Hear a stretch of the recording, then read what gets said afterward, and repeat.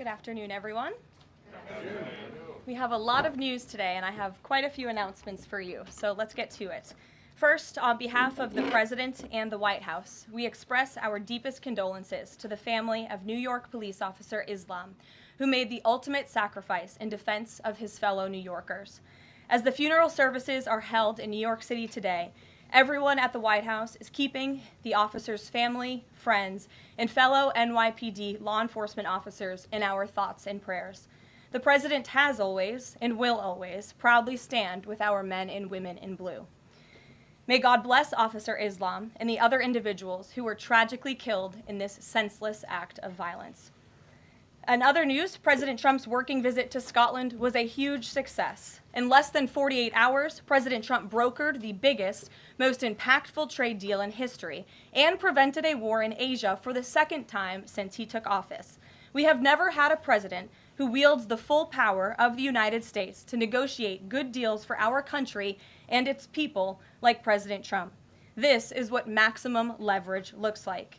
On the peace front, President Trump helped deliver an immediate and unconditional ceasefire between Thailand and Cambodia. The two countries were engaged in a deadly conflict that had displaced more than 300,000 people until President Trump stepped in to put an end to it. The president spoke directly on the phone with the acting Prime Minister of Thailand and the Prime Minister of Cambodia to inform both leaders that unless they brought their conflict to an end, there would be no trade discussions or agreements with the United States. Almost immediately afterward, a peace was brokered that will save thousands of lives and allowed for trade negotiations with these countries to resume, and they have. The president has now ended conflicts between Thailand and Cambodia, Israel and Iran, Rwanda and the Democratic Republic of the Congo, India and Pakistan, Serbia and Kosovo, and Egypt and Ethiopia. This means President Trump has brokered, on average, about one peace deal or ceasefire per month during his 6 months in office. It's well past time that President Trump was awarded the Nobel Peace Prize. I know the topic of Israel is on everyone's mind. I have an update from Special Envoy Steve Witkoff, who I got off the phone with this morning. Special Envoy Witkoff and Ambassador Huckabee had a very productive meeting with Prime Minister Netanyahu and other officials today in Israel on the topic of delivering much-needed food and aid to Gaza. President Trump is a humanitarian with a big heart, and that's why he sent Special Envoy Witkoff to the region in an effort to save lives and end this crisis. Tomorrow, Special Envoy Witkoff and Ambassador Huckabee will be traveling into Gaza to inspect the current distribution sites and secure a plan to deliver more food and meet with local Gazans to hear firsthand about this dire situation on the ground. The Special Envoy and the Ambassador will brief the President immediately after their visit to approve a final plan for food and aid distribution into the region, and we will provide more details for all of you once that plan is approved and agreed on by the President of the United States. On the trade front, the President secured a historic trade agreement with the European Union that puts America first and fundamentally strengthens the economic relationship between the two largest economies in the world. This deal delivers on two of President Trump's core promises on trade, supercharging America's manufacturing capacity and opening up foreign market access to American businesses. The deal guarantees that American businesses will have unprecedented levels of access to the European Union markets to export our American-made goods. Also, as part of this agreement, the EU will purchase $750 billion in U.S. energy to strengthen our energy dominance, reduce European reliance on adversarial sources, and narrow our trade deficit with the EU. The EU will also make new investments of $60 billion in the United States, in addition to the more than $100 billion the EU companies already invest in the U.S. every year. All of these massive purchases and investments will happen by the end of 2028. What we are watching is President Trump rebuilding the greatest economy in the history of the world and simultaneously proving the so-called economic experts wrong at every turn. Media pundits said a trade deal with the EU this monumental and beneficial to America would be impossible, but President Trump made it happen. The so-called economic experts repeatedly said that the American economy would be in a recession this summer. Well, summer is here. It's almost over. and that recession does not exist. Yesterday, in fact, real GDP growth in the second quarter increased at a 3.0% annual rate, significantly above expectations. President Trump's America First policies are driving economic growth, as he always said they would. And this growth is being driven by the private sector, not the government. Federal government spending fell for a second straight quarter, while real business fixed investment rose by nearly 2% following its first quarter surge. President Trump is right-sizing government spending, reversing the damage done by the Biden administration, and allowing the private sector to flourish. The same so-called experts claimed that President Trump's tariffs would spike inflation and hurt American consumers. But consumer spending growth just accelerated, and inflation remains right on track. For the past 5 straight months, core inflation has come in below market expectation and remains in line with the Fed's 2% inflation target. Meanwhile, customs and tariff revenues have already totaled more than $150 billion since President Trump took office, leading to the first June budget surplus in nearly a decade. Those revenues will skyrocket even further starting tomorrow when new reciprocal tariff rates take effect. President Trump is restoring America's economic sovereignty by reducing our reliance on foreign countries, boosting investment in the U.S. to the tune of trillions of dollars, and creating hundreds of thousands of high-paying jobs for the American people. With America finally put first on trade and the largest middle-class tax cuts in history and other pro-growth provisions of the One Big Beautiful Bill beginning to take effect, the American economy will boom like never before over the course of the next 3.5 years, thanks to the president's vision. Finally, as you all know, the president signed an executive order earlier this year to solve the problem of exorbitant pharmaceutical pricing. According to recent data, the prices that Americans have been paying for brand name drugs are more than 3 times the price other similarly developed nations pay. The president is determined to solve this problem and took further action today. He has signed 17 letters to pharmaceutical companies' CEOs. And I would like to read you one of these letters to the CEO of Eli Lilly. All of these letters will be provided to you following this briefing. This is to the CEO of Eli Lilly from the President of the United States. On May 12, 2025, I signed an executive order delivering most favored nation prescription drug pricing to American patients to stop global freeloading and guarantee that Americans pay the same prices enjoyed by other developed nations. Right now, brand name drugs in the United States are up to 3 times higher on average than anywhere else for the identical medicines. This unacceptable burden on hardworking American families ends with my administration. Most proposals the Trump administration has received to resolve this critical issue promised more of the same, shifting blame and requesting policy changes that would result in billions of dollars in handouts to industry. Moving forward, the only thing I will accept from drug manufacturers is a commitment that provides American families immediate relief from the vastly inflated drug prices and an end to the free ride of American innovation by European and other developed nations. Accordingly, I'm calling on Eli Lilly and Company and every manufacturer doing business in our great country to take the following actions within the next 60 days. Extend the most favored nation pricing to Medicaid, guarantee most favored nation pricing for newly launched drugs, return increased revenues abroad to American patients and taxpayers, provide for direct purchasing at most favored nation pricing. The President's team, including Secretary Kennedy and Administrator Oz, stand ready to implement these terms. The President expects to further engage with them immediately in good faith to deliver relief for American families. Make no mistake, a collaborative effort towards achieving global pricing parity would be the most effective path for companies, the government, and American patients. But if you refuse to step up, we will deploy every tool in our arsenal to protect American families from continued abusive drug pricing practices. Americans are demanding lower drug prices, and they need them today. Other nations have been freeloading on U.S. innovation for far too long, and it is time they pay their fair share. I look forward to your binding commitments to each of these goals by September 29th, 2025, and my team stands ready to assist with implementation questions. Thank you for your immediate attention to this vital national priority. Signed, President Donald J. Trump. Again, to the CEO of Eli Lilly, this letter in its form has been designed for each of the 17 major drug and pharmaceutical companies in the United States, and we're happy to provide you the full list. And I believe you will see all 17 letters popping on Truth Social very shortly, so you can look out for those, and I'm happy to take any further questions. Before we get to questions, I do have one other announcement from the White House and from the President. We are proud to announce that the construction of the new White House ballroom will begin. For 150 years, presidents, administrations, and White House staff have longed for a large event space on the White House complex that can hold substantially more guests than currently allowed.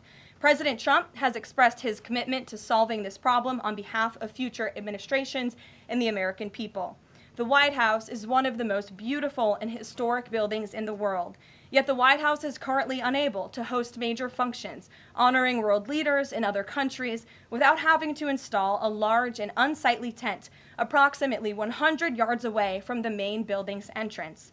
The White House State Ballroom will be a much-needed and exquisite addition of approximately 90,000 total square feet of innately designed and carefully crafted space with a seated capacity of 650 people, which is a significant increase from the 200-person seated capacity in the East Room of the White House. In recent weeks, President Trump has held several meetings with members of the White House staff, the National Park Service, the White House Military Office, and the United States Secret Service to discuss design features and planning. President Trump has chosen McCreary Architects as the lead architect, which is well known for their classical architectural design and based right here in our nation's capital. The construction team will be headed by Clark Construction, and the engineering team will be led by AECOM. The project will begin in September 2025, and it is expected to be completed long before the end of President Trump's term. President Trump and other donors have generously committed to donating the funds necessary to build this approximately $200 million structure.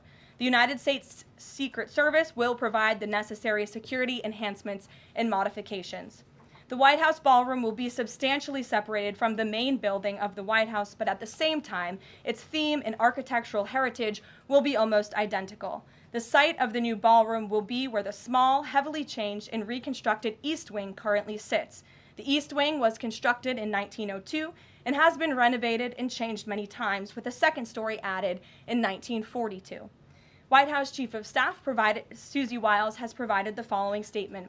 President Trump is a builder at heart and has an extraordinary eye for detail. The President and the Trump White House are fully committed to working with the appropriate organizations to preserve the special history of the White House while building a beautiful ballroom that can be enjoyed by future administrations and generations of Americans to come. In the White House, we will continue to provide the American public and all of you in the press with updates on this project at whitehouse.gov/visit. And if you go there shortly, you will be able to see renderings and visuals of what this ballroom will look like, both the exterior and the interior. I have provided some photos for all of you in the room today. This is the interior of the ballroom space. It's quite beautiful. And then this is the exterior of the ballroom space. As you can see, it will come off of the executive mansion as it sits today, and the East Wing will be modernized and renovated. We're happy to answer any further questions on that, Jennifer. Since you're so eager, I will go to you, but first, as always, I want to start with our new media seat, Ben Weingarten. Why don't you go ahead, Ben? Thank you. In light of the release, the declassification of the annex to the Durham report today, beyond any potential prosecutions, the outcomes of which will likely be uncertain, what does the President believe justice for Russiagate ought to entail? Might it include restitution for those whose lives were upended as a consequence of Russiagate, and perhaps a major reorganization of the national security apparatus? Well, I think a major organization of the national security apparatus, at least here at the White House within the National Security Council, has indeed taken place, and the President entrusts his current CIA director, John Ratcliffe, and our ODNI director, Tulsi Gabbard, to make the necessary changes to ensure classified intelligence, especially that could implement or hurt the national security of our country does not make its way into the hands of irresponsible actors who want to politicize that intelligence for their own end. Since you brought up the declassification report that was put out by Senator Grassley today, I'm glad you brought it up because this should be a story every outlet in this room should be covering. This is further evidence that Hillary Clinton approved the Russia hoax against President Trump. Her campaign financed it. Again, she approved it. And the FBI and the CIA were both weaponized to, as our director of CIA has said, accelerate this hoax against then candidate and former President Trump. To answer the heart of your question, the president wants to see justice served, and he trusts the Attorney General and the Department of Justice to implement that justice and hold these people accountable. One more question, briefly, Sure. if I may, on a totally different topic. There's been legislation reintroduced in the House and Senate on designating the Muslim Brotherhood as a terrorist organization. The Muslim Brotherhood is considered by many to be the fountainhead of Sunni Islamic supremacism from which Hamas and other groups have spawned, with a nexus to domestic organizations as well. Does the president support designating the Muslim Brotherhood as a terrorist organization? Frankly, I'm not sure because I haven't talked to him, and I would never want to get ahead of the National Security Council on specific designations. It sounds like something this administration would support, but we can get a firm answer for you. How's that? Thank you. Thanks for beating here. Jennifer, go ahead. Eager beaver today. How much of the East Wing will be torn down? The entire East Wing or just parts of it? So the East Wing is going to be modernized. The necessary construction will take place. And for those who are housed in the East Wing, including the Office of the First Lady, the White House Military Office, the White House Visitors Offices, those offices will be temporarily relocated while the East Wing is being modernized. And then on Israel-Gaza, there are some reports that negotiations with Hamas might not be continuing. Did you get any updates from Steve Witkoff on that? I did. Special Envoy Witkoff is actively talking with our counterparts in Israel about that, and he wants to give some grace to the president so he can fully brief the president on what he's learning on the ground in both Israel and Gaza. But the president put out a very strong statement on Truth Social this morning, which I'm sure you saw, and he said the quickest way to end this entire conflict, the humanitarian crisis that we've seen, and the crisis in Israel that of course started on October 7th when Hamas brutally kidnapped and raped innocent Israelis, that terrible terrorist attack, is for Hamas to surrender, to release all of the hostages, and to end this conflict. And that's what the president wants to see. He's made that very clear. But the special envoy will be in Gaza tomorrow, as I shared with you previously. Josh. Can you give us a little more clarity on the tariff timing? You said that the reciprocals will take effect tomorrow. Yes. Does that include the new auto rates, for instance, on Japan, Korea, the EU? Is this all coming effective tomorrow?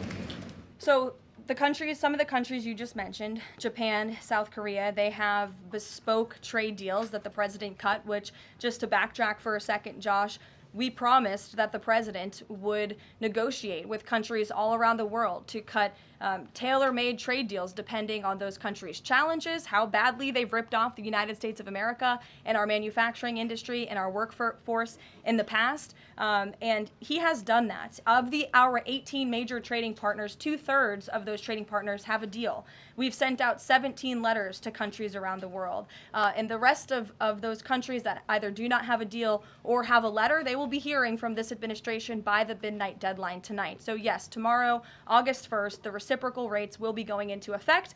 If more deals are cut between now and midnight, I will never count out the president. You've seen him do it before. He cut 3 deals in one day very recently. So we'll see what happens. I do know foreign leaders are ringing his phone, realizing this deadline is a real thing for them tomorrow, and they're bringing offers to the table. We were reporting that the president plans to meet David Solomon of Goldman Sachs today. Can you say what they'll discuss, if anything, in that meeting? I won't discuss the president's private meetings from this podium, and it hasn't taken place yet unless he gives me liberty to do so. And finally, have you talked with the president about his position on the stock trading ban bill before Congress? He obviously had pretty loaded comments about Senator Hawley. There's some reporting that they've since spoken.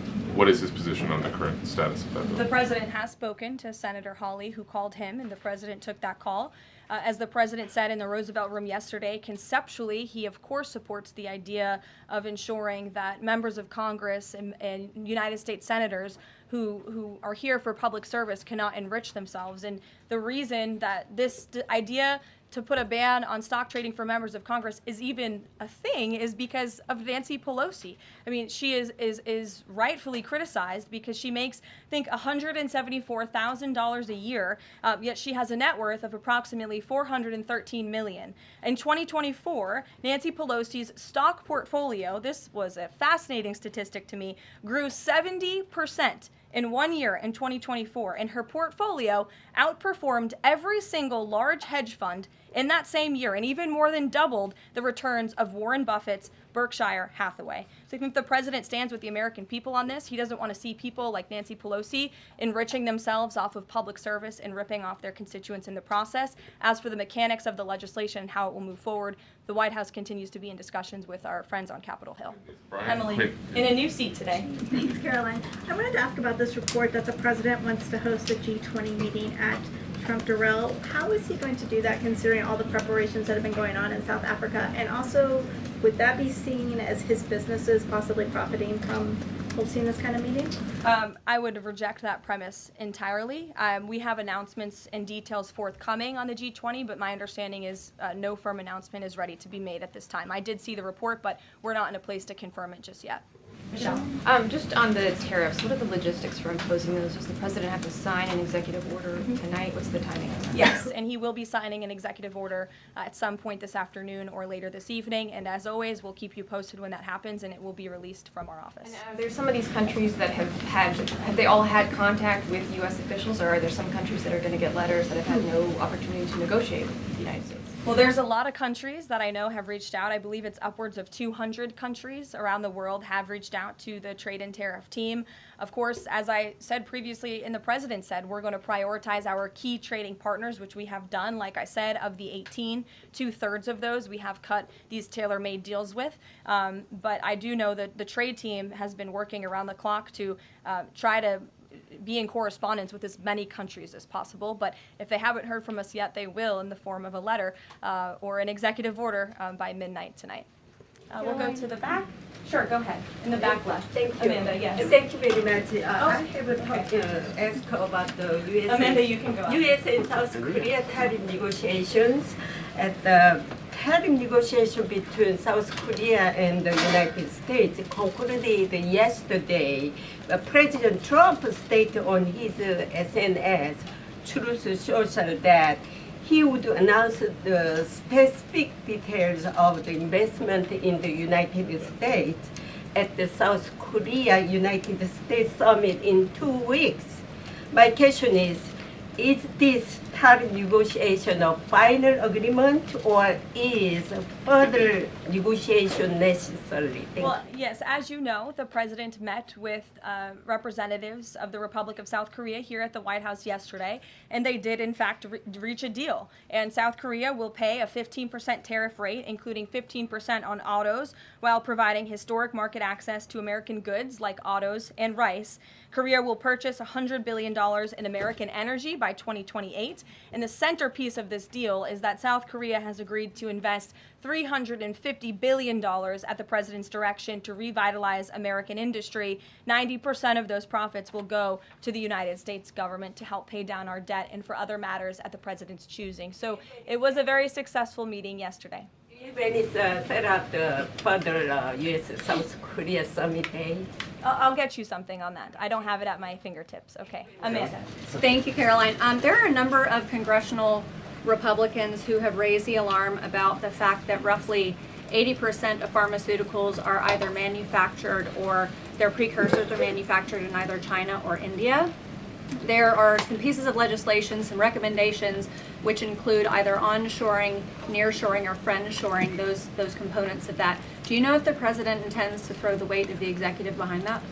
I don't have any updates for you at this time. I do have an update on our EU trade deal. I stand corrected. It's not $60 billion in investments. It's $600 billion in investments. I want to make that very clear. And I personally watched the president behind closed doors with the European president in Scotland negotiating this deal. And he got the most juice out of that squeeze that he could. And he was constantly looking out for America's interests. So I just wanted to clarify that one point. Deanna. Thanks, Caroline. For the countries that don't have a deal yet, should we be looking at the April 2nd chart at all? Or is he negotiating and talking about having a set tariff rate, 10%, 20%?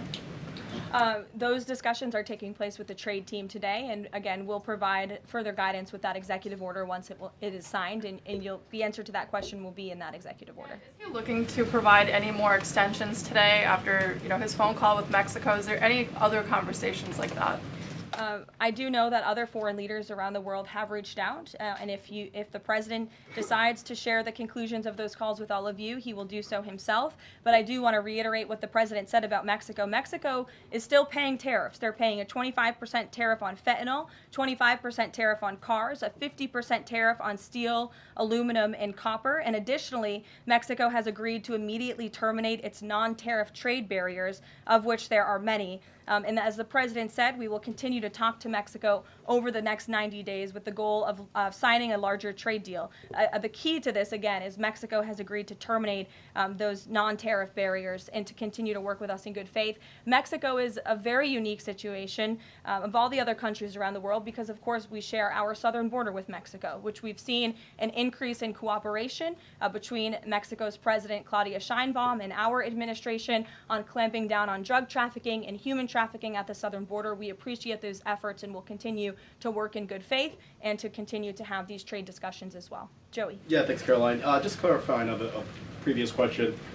President Trump has indicated he's been looking at either 15% or 20% baseline universal tariff. Has he landed on one of those yet? I won't get ahead of the president on that baseline announcement. And then secondly, what did Treasury Secretary Bassett mean yesterday when he called the new Trump accounts for newborns a, quote, backdoor to privatizing Social Security? Does the administration view this new Trump accounts as a way to, in the long term, perhaps privatize Social Security? What the Secretary of Treasury was saying and what this administration believes is that these Trump newborn accounts, which is an incredibly creative and great provision that was in the One Big Beautiful Bill for newborn babies and families and future generations of Americans, will help supplement, not substitute, Social Security. The Trump administration is wholeheartedly committed to protecting Social Security. The president did it in his first term. He's doing it again in this term. But these newborn accounts are another revenue stream for young people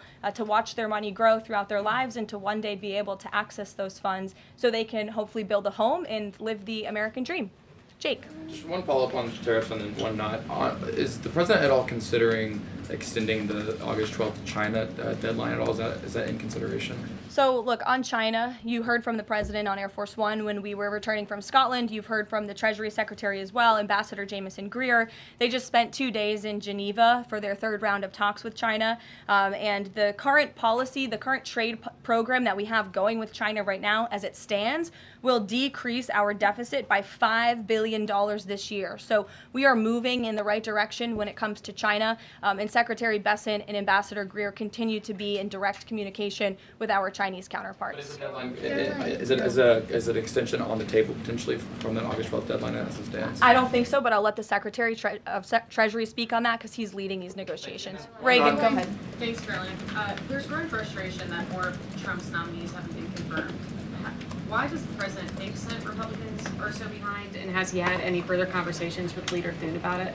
The president has had many conversations with his friends in the United States Senate about advancing his nominees, his judicial nominees through this process. It is critical that we get these good attorneys in these positions so that we can end the weaponization of justice, so we can have true law and order in our country. It's unfortunate the Democrats are playing political games, but the president has made it clear to Senate Republicans they need to do everything in their power to advance the president's nominees as well. Kelly, go ahead. Caroline, thank you. 2 questions real quickly. Sure. Nigeria. Congressman Chris Smith, Republican from New Jersey, is calling upon the President of the United States to do something in terms of imposing perhaps sanctions on Nigeria for the persecution of Christians living in the northern part of Nigeria by radical Islamic groups. Has he contacted the President yet? And do you know if there's any action that the President will take?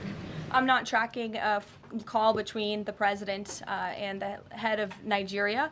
I know the president wholeheartedly condemns the persecution of Christians or, frankly, of people of any faith all over the world, but I don't have any updates for you in terms of sanctions in this part of the world. My second question, Caroline, deals with immigration here in America. As you know, a lot of deportation has been going on. ICE has been going after violent criminals that are here illegally, and rightly so. In the midst of that, there are some evangelical pastors who are stating that it may have gone to a point of being indiscriminate and actually getting innocent people, like members of the clergy. Has the president and has ICE looked at that to see how they can actually go after those violent criminals, but also make sure that members of the clergy are still not being deported? Well, look, the administration has always maintained the position that anyone who illegally crosses our nation's borders is subject to deportation. That's just the law of the land, and we must be a nation that enforces our laws.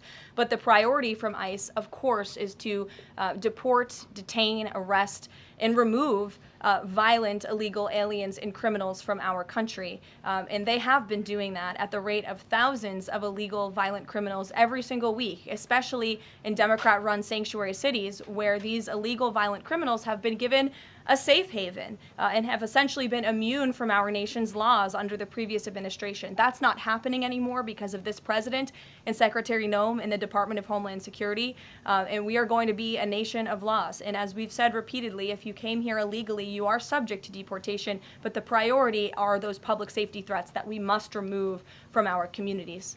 Thank you so much, Caroline.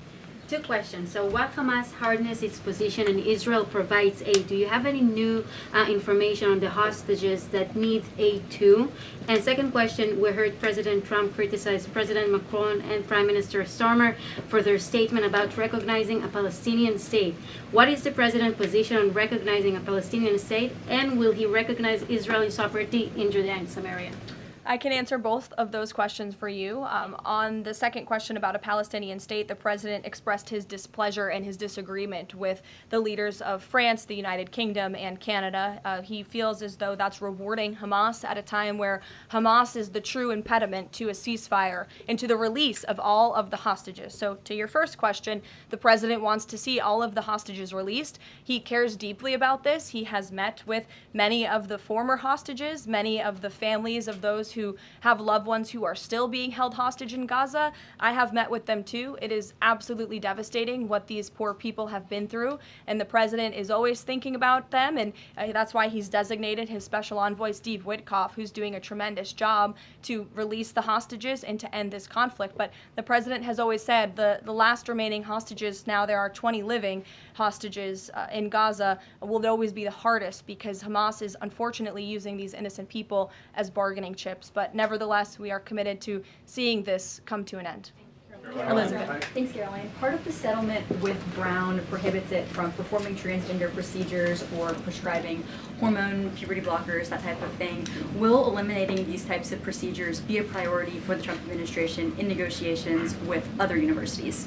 I can tell you that ending the chemical castration of children in our country is a priority of this administration. We've talked to many of these universities about it, but the president has also taken very strong action to cut off the funding for any medical institution in this country that provides those barbaric procedures. The Brown University agreement, since you brought it up, is yet another win to root out anti-Semitic behavior on our nation's college campuses and unlawful racial discrimination. Brown has agreed to no longer allow unlawful racial discrimination in admissions or university programming. They have agreed to provide access to all relevant data and information to rigorously assess compliance with its commitment to merit-based admissions, and they will pay $50 million over 10 years to state workforce development organizations that comply with anti-discrimination laws, supporting regional economic growth and career opportunities. Brown will also adopt the definitions of male and female from President Trump's executive order, defending women and gender ideology extremism for women's sports, programming, facilities, and housing. Brown will no longer perform gender gender reassignment surgeries on minors or prescribe them puberty blockers or cross-sex hormones. And Brown will take steps to improve the campus climate for Jewish students and combat anti-Semitism on their campus. This is yet another huge win for American students and for those who love our country and want to abide by our country's laws. On the topic of defending women from gender ideology extremism and helping women's sports, the president will be signing an executive order at 4 o'clock today with some very famous professional athletes whom I'm sure you all know. And that executive order will be focused on strengthening athletics in our country and making America healthy again. And we are going to re-implement the presidential fitness test in America's schools, which is, I think, something all Americans can get behind. So you'll hear from the president in 2 hours, and we will see you all there. Thank you.